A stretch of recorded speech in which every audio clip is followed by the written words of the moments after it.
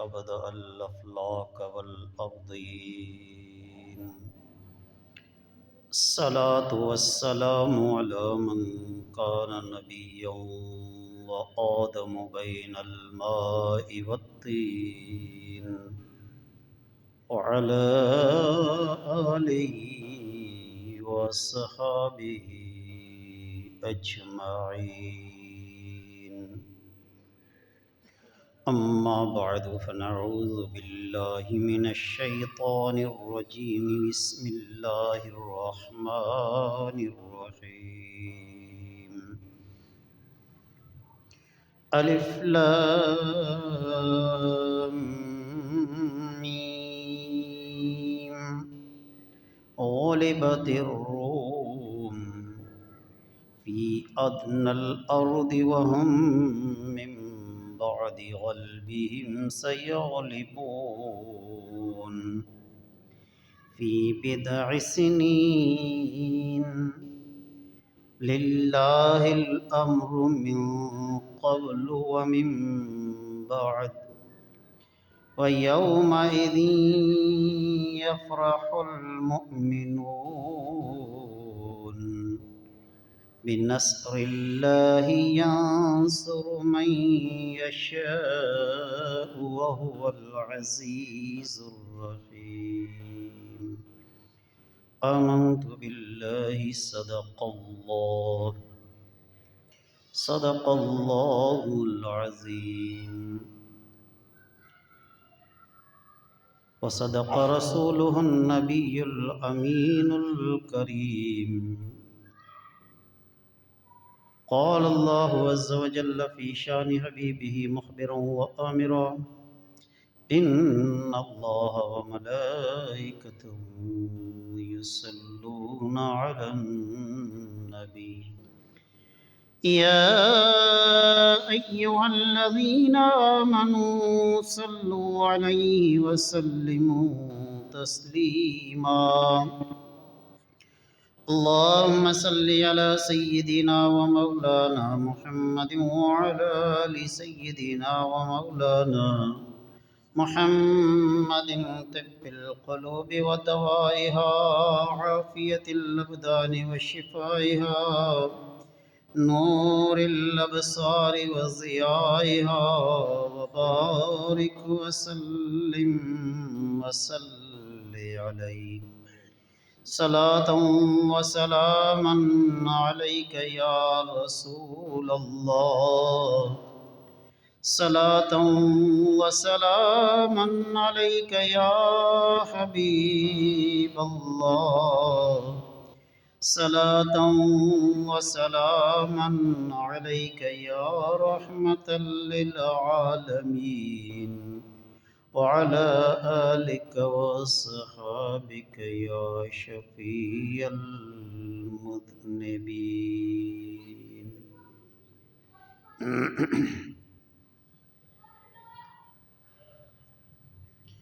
عزیزان من، آپ تمام احباب کے سامنے قرآن المجید فرقان الحمید سے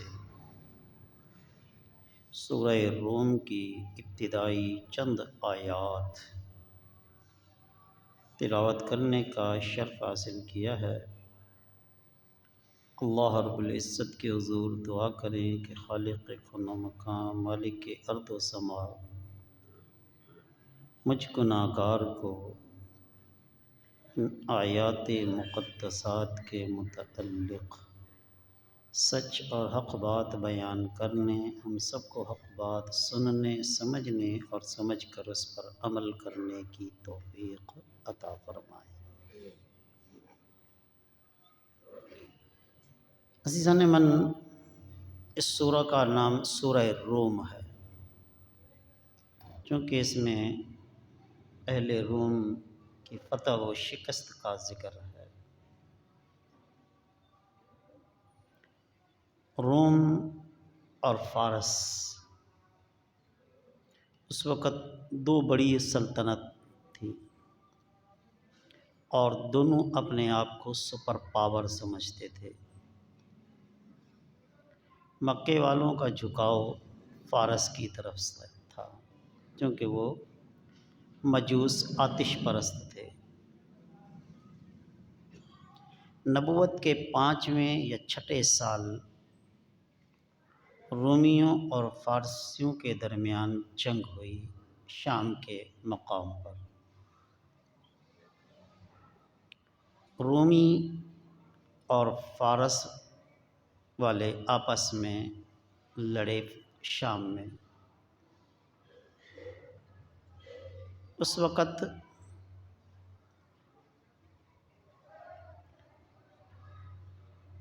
روم کا بادشاہ خسرو پرویز تھا۔ پرویز یہ روم کا بادشاہ تھا۔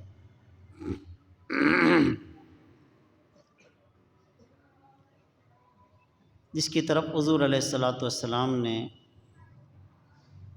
تبلیغی خط مکتوب نامہ لکھا تھا، جو اس خناس نے اس کو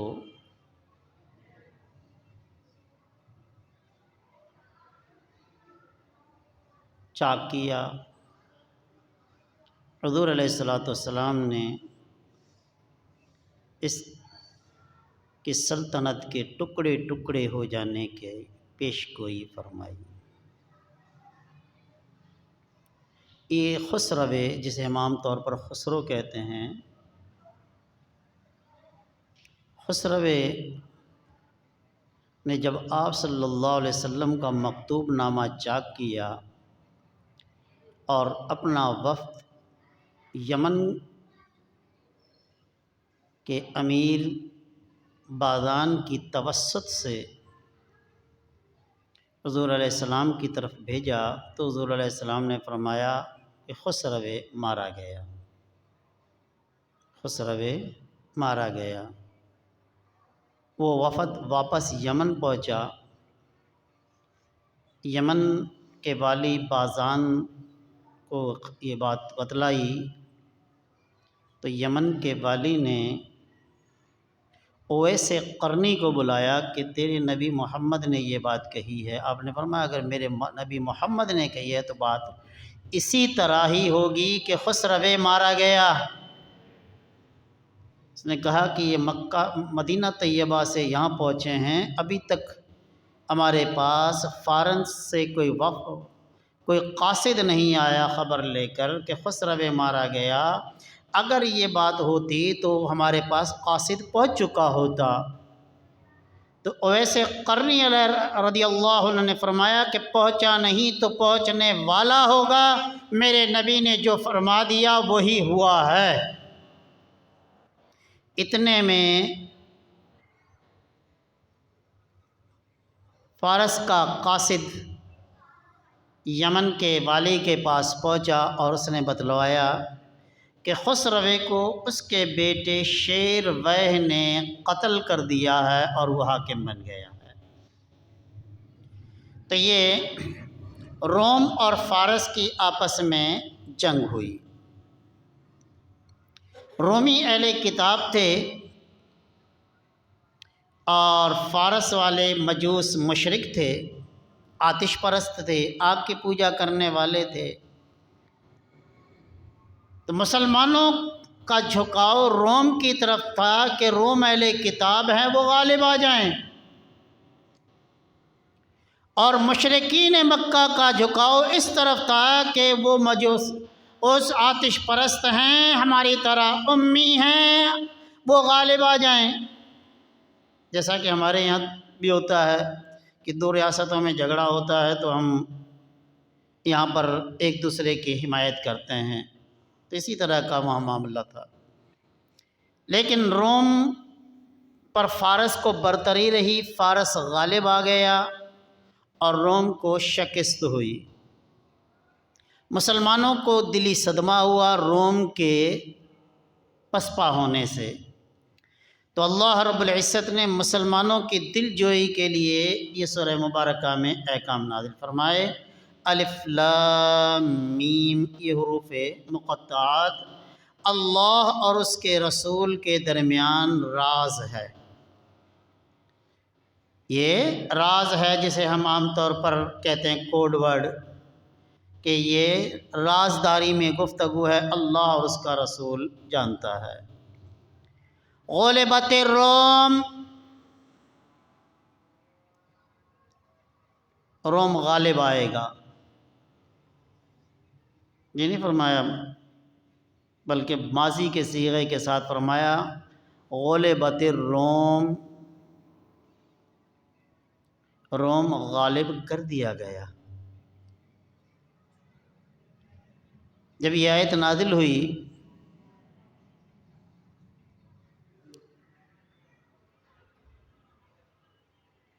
تو مسلمانوں اور کفار کے درمیان پھر ایک بحث چھڑ گئی۔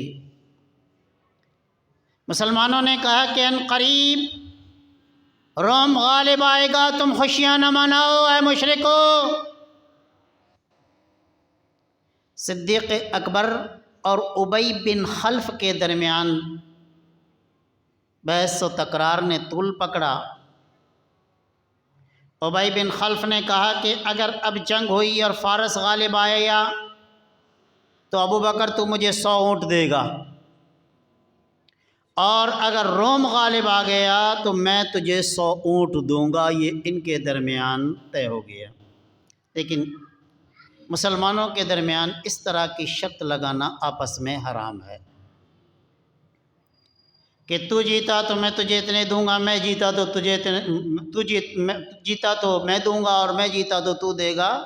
یہ قمار، جوا ہے، سٹے بازی ہے، یہ ناجائز اور حرام ہے۔ یہ اس وقت شرط لگائی گئی تھی جب یہ حکم قمار کی حرمت کا آیا نہیں تھا، لیکن اب بھی حربی کافر سے اس طرح کی شرط لگانا جائز ہے۔ حربی کافر کون ہے؟ وہ جو کہ غیر مسلم ریاست میں رہتا ہے۔ پاکستان اسلامی ریاست ہے، مسلمان سلطنت ہے، یہاں کے کافر حربی نہیں، ذمی ہیں، ان کو تمام وہ حقوق حاصل ہیں جو پاکستان کے مسلمانوں کو حاصل ہیں۔ اسلامی ریاست، اسلامی سلطنت میں رہنے والے کافر کو وہ تمام حقوق حاصل ہیں جو ایک مسلمان کو حاصل ہے۔ کفار ریاست جیسے بھارت، سری لنکا، مالدیپ، بھوٹان، رشیا وغیرہ، امریکہ، برطانیہ، یہ غیر مسلم ریاستیں، یہاں کے غیر مسلم حربی ہیں۔ ان سے اس طرح کی شرط لگا کر مال لینا جائز ہے، یہ مال غنیمت ہے، یہ مال غنیمت ہے۔ اسی وجہ سے حضور علیہ الصلوۃ والسلام نے فرمایا لا ربا بین المسلم والحربی فی دار الحرب، کہ مسلمان اور حربی کافر کے درمیان کافر سلطنت دار الحرب میں سود نہیں ہے۔ بھارت کا مسلمان اگر بھارت کے غیر مسلم ہندو یا اور کسی کافر سے قرض دے کر اس پر منافع لیتا ہے تو یہ سود نہیں ہے، یہ اس کے لیے جائز ہے، مال غنیمت ہے اس کے لیے۔ لیکن پاکستان کا مسلمان اگر پاکستان کے کسی مسلمان ریاست کے کافر سے اس طرح کرے تو اس طرح جائز نہیں ہے۔ ہاں، اگر کسی کافر سلطنت کے رہائشی سے، جیسے بھارت وغیرہ ہیں، وہاں کے کافر سے مسلمان قرض دے کر، مسلمانوں سے قرض دے کر، اگرچہ وہ پاکستان کا ہی مسلمان کیوں نہ ہو، اس سے اس پر منافع لیتا ہے تو یہ سود نہیں ہے۔ تو حضرت صدیق اکبر اور ابی بن خلف کے درمیان یہ شرط ہو گئی کہ آئندہ چند سالوں میں جنگ ہوگی، فی ادنی الارض، قریب ہی زمین میں، قریب ہی زمین میں، وہم من بعد غلبہم سیغلبون، اور وہ ان کے بعد مغلوب ہونے کے بعد غالب ہو جائیں گے۔ یعنی روم والے مغلوب ہونے کے بعد غالب آ جائیں گے فی بضع سنین، چند سالوں میں۔ صدیق اکبر نے 9 سال کی شرط لگائی، 9 سال کی شرط کہ 9 سال میں ان کے درمیان جنگ ہوگی اور روم غالب آئے گا، روم غالب آئے گا۔ یہ 9 سال کی شرط لگا لی گئی۔ للہ الامر، حکم اللہ ہی کے لیے ہے، اللہ جسے چاہتا ہے غالب کرتا ہے، جسے چاہتا ہے مغلوب کرتا ہے۔ یہ عارضی خوشی کو دائمی خوشی نہ سمجھو کہ تم ہمیشہ غالب رہو گے۔ للہ الامر من قبل و من بعد، پہلے اور بعد، اگلا اور پچھلا سب حکم اللہ ہی کے لیے ہے۔ یومئذ یفرح المؤمنون، جس دن روم غالب آئیں گے اس دن مومن خوش ہوں گے بنصر اللہ، اللہ کی مدد سے، اللہ کی مدد سے مومن خوش ہوں گے۔ یہاں مسلمانوں کو روم کی کامیابی پر 2 خوشیاں نصیب ہوئیں۔ روم اور فارس کے درمیان ہجرت کے دوسرے سال مدائن کے مقام پر، مدائن جو عراق کا علاقہ ہے، مدائن کے مقام پر جنگ ہوئی، اور یہ علاقہ فارس کا تھا۔ عراق اس وقت فارس کا حصہ تھا، مدائن فارس کا حصہ تھا۔ مدائن کے مقام پر جنگ ہوئی، رومیوں نے مدائن میں داخل ہو کر مدائن میں اپنے گھوڑے اس دن باندھے جس دن اللہ نے مسلمانوں کو بدر میں فتح عطا فرمائی۔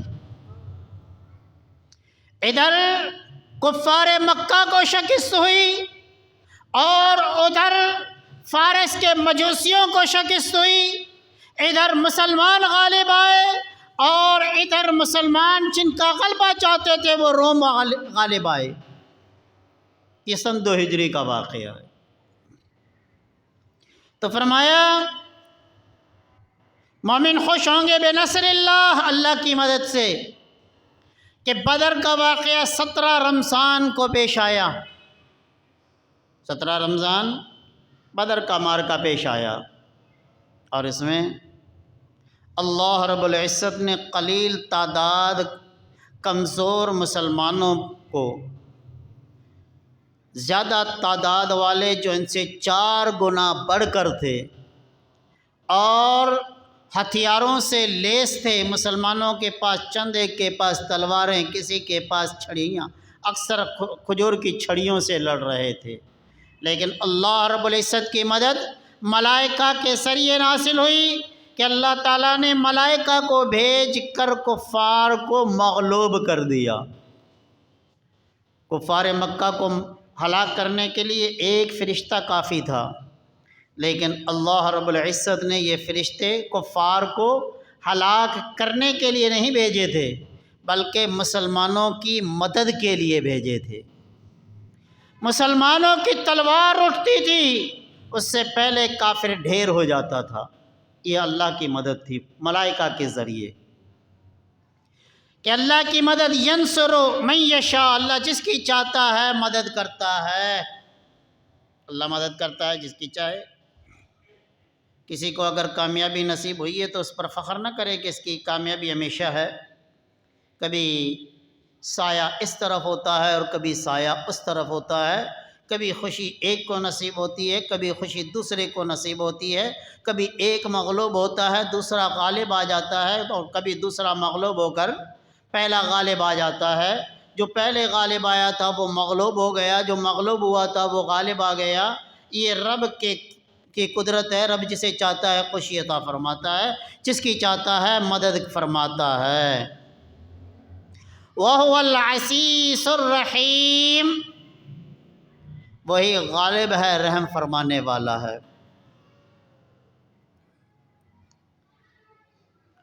اللہ رب العزت کا وعدہ سچا ہوا، وعد اللہ، اللہ کا وعدہ لا یخلف اللہ، اللہ وعدہ خلافی نہیں کرتا۔ اللہ کا وعدہ سچا ہے، حق ہے، لا یخلف اللہ وعدہ، اللہ تعالی وعدہ خلافی نہیں کرتا۔ جیسا کہ بعض بدعقیدہ لوگوں کا نظریہ ہے، عقیدہ ہے کہ اللہ خلف وعدہ فرماتا ہے، کہ اللہ تعالیٰ وعدہ خلافی کر لیتا ہے، ایسا نہیں ہے۔ رب فرماتا ہے لا یخلف اللہ المیعاد، اللہ تعالیٰ وعدہ خلافی نہیں کرتا، لا یخلف اللہ وعدہ، اللہ تعالیٰ وعدہ خلافی نہیں کرتا، اللہ تو فرماتا ہے وعدہ خلافی نہیں کرتا۔ اور بعض بد باطن بظاہر اپنے آپ کو مسلمان کہنے والے، یہود و نصارہ کی نمک حلالی کرنے والے، مسلمان کہلانے والے یہ عقیدہ رکھتے ہیں کہ خلف وعدہ ہے اللہ تعالیٰ خلف، انہوں نے خلف وعید کو خلف وعدہ بنا دیا۔ وعید اور وعدہ میں فرق ہے، وعدہ اور ہے، وعید اور ہے۔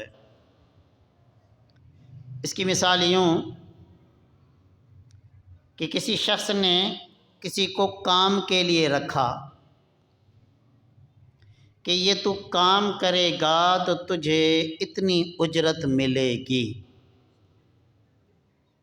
اس نے کام کیا، جو بات طے تھی وہ اسے دینا، یہ وعدہ پورا کرنا ہے، اس میں کمی کرنا یہ خلف وعدہ ہے، وعدہ خلافی ہے۔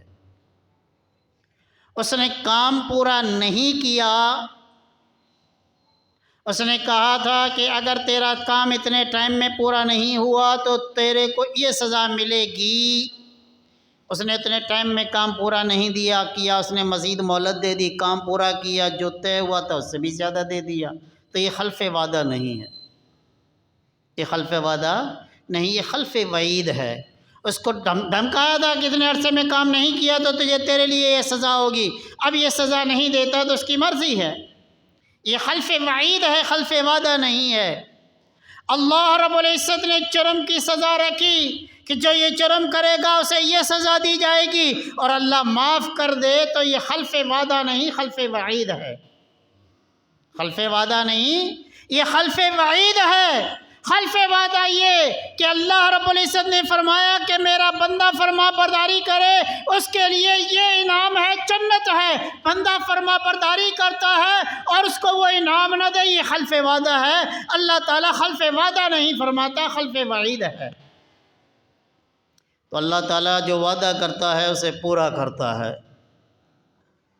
وَلَكِنَّ أَكْثَرَ النَّاسِ لَا يَعْلَمُونَ، یہ جاہل لوگ سمجھتے نہیں ہیں، جاہل لوگ سمجھتے نہیں، اکثرہم لا یعقلون، اکثر بے وقوف ہیں، وہ سمجھتے نہیں، غور نہیں کرتے،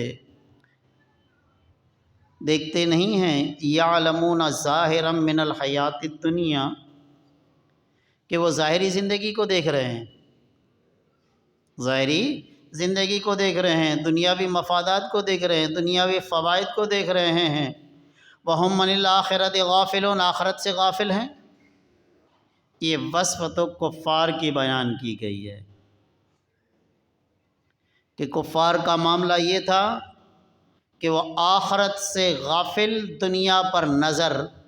اب ہمارے مسلمانوں کا بھی یہی حال ہو گیا ہے، اللہ رب العزت اپنی امان میں رکھے، کہ ہم دنیاوی مفاد کو دیکھتے ہیں، دنیاوی مفاد کو دیکھتے ہیں اور اخروی مفاد کو بالائے طاق رکھ دیتے ہیں۔ اخروی مفاد ہمیشہ رہنے والا ہے، دنیاوی مفاد ذلت اور رسوائی کا سبب بن جاتا ہے، ذلت اور رسوائی کا سبب بن جاتا ہے۔ جو شخص اللہ کی رضا کے لیے کام کرتا ہے اس کے قلیل کام میں بھی اللہ تعالیٰ برکت ڈال دیتا ہے، جو دنیاوی مفاد کے لیے کرتا ہے، جو دنیاوی نام و نمود کے لیے کرتا ہے، ذلت و رسوائی خواری اس کا مقدر ہو جاتی ہے۔ جیسا کہ ہم عام طور پر تقریبات میں دیکھتے ہیں،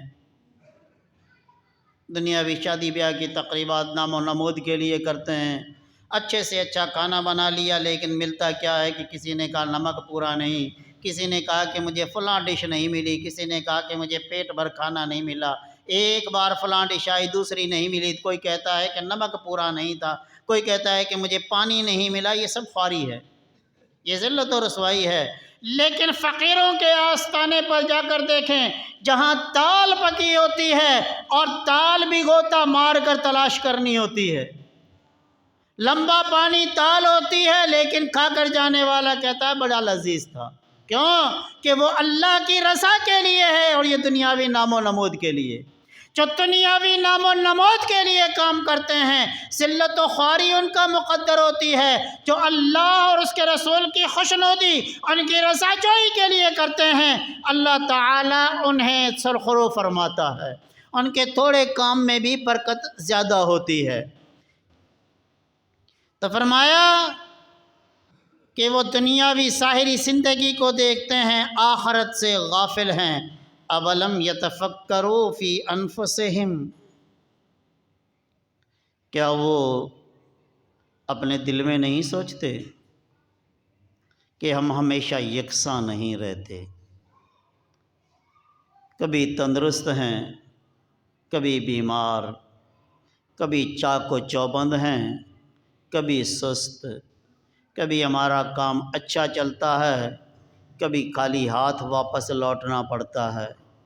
تو اس میں غور کرو، یہ روزانہ کے تفکرات تمہاری زندگی کے اس میں غور کرو، ان میں غور کرو کہ جب ہماری صحت ہمیشہ یکساں نہیں رہتی، ہماری چستی ہمیشہ یکساں نہیں رہتی، ہمارے معاملات ہمارے یکساں نہیں رہتے، تو پھر یہ مال و متاع، جاہ و جلال کیسے ہمیشہ باقی رہے گا تمہارے پاس؟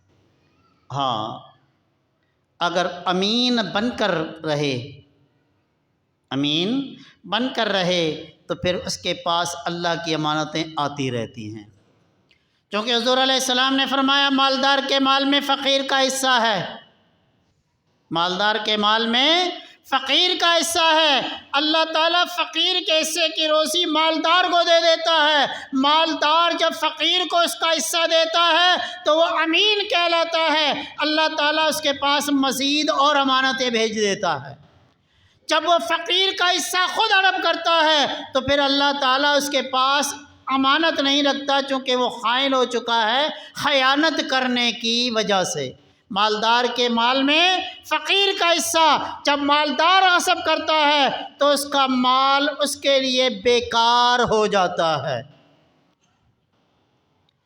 تو وہ تو اپنے دل میں یہ نہیں سوچتا کہ ما خلق اللہ السماوات والارض وما بینہما، ما خلق اللہ السماوات والارض وما بینہما الا بالحق، زمین اور آسمان اور زمین اور آسمان کے اندر جو کچھ ہے یہ باطل پیدا نہیں کیا، عبث اور بے فائدہ پیدا نہیں کیا۔ والذی خلق لکم ما فی الارض جمیعا، اے انسان زمین کے اندر جو کچھ بھی ہے یہ سب اللہ نے تیرے فائدے کے لیے بنایا ہے، اس میں غور نہیں کرتا۔